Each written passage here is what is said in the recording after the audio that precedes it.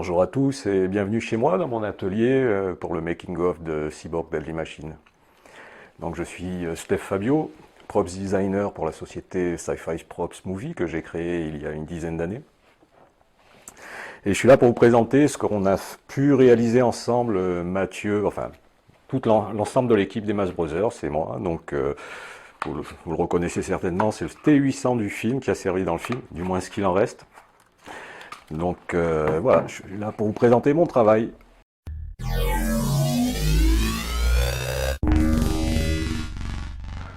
Donc, qu'est-ce qu'un props? Un props, dans la langue de Shakespeare, hein, la langue anglo-saxonne, c'est une manière argotique de dire accessoire cinéma. Donc, je me suis spécialisé dans l'accessoire de cinéma fantastique horreur, exclusivement.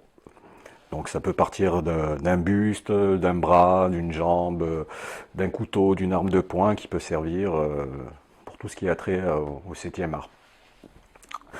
Donc, comme je vous disais, le T800, ce qu'il en reste, parce qu'il a pris vraiment cher avec les Mass Brothers, je peux vous le dire, lui, il a pris grave.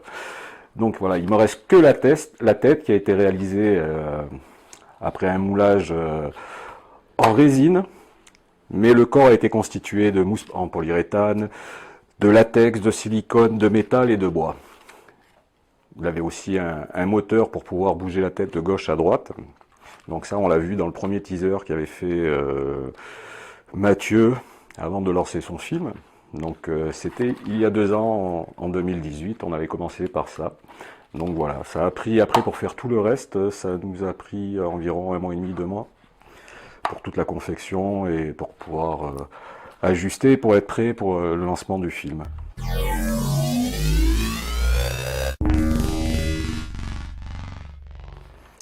Alors pour la sulfateuse du film, elle est en partie faite en PVC avec des tuyaux en PVC que j'ai prédécoupés pour. Il y a eu un moulage fait en 3D print, hein, d'abord pour faire le reste du corps. Puis moulé en résine, après coulé en résine. Voilà, et puis après le reste, ça a été inventé de ma part pour lui donner un côté cyberpunk, un côté Fallout 76. Donc voilà ce que recherchait Mathieu. Et ça m'a pris, pareil, 1 mois, 1 mois et demi de travail. J'ai donc aussi réalisé les griffes rétractables du cyborg, du deuxième cyborg, pas du T800, mais du deuxième cyborg du film, du cyborg principal.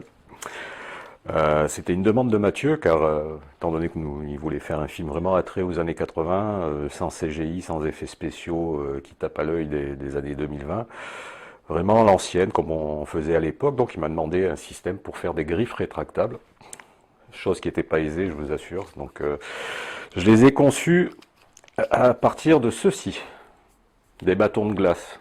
Tout simplement, et voilà, et puis après la découpe, j'ai fait un système avec des câbles pour pouvoir donner cette impression de les rentrer et de les sortir, et après la magie de la peinture, du vernis, et surtout le talent pour filmer de Mathieu et Jérémy, hein, bien sûr, hein, qui est aux lumières, qui est au son, et ils ont fait tout le reste. Donc voilà, il y a eu aussi le bras porté par les cascadeurs, le bras mécanique porté, ça aussi j'ai pris beaucoup de plaisir à le faire, hein. Il a été fait entièrement en PVC aussi, avec un gros vérin à la Terminator pour montrer que ça gonflait, ça. Donc non, c'est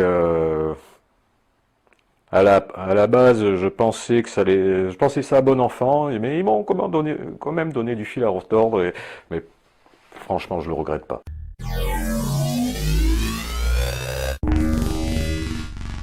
C'est quand on voit le chef-d'œuvre à la fin, comment on voit comme ça sort, leur talent. Et d'ailleurs, je veux remercier toute l'équipe de Mass Brothers, les acteurs, les cascadeurs, tous ceux qui sont en off, que je vais certainement oublier, hein, parce que j'ai une petite mémoire, hein, du haut de mes 50 ans.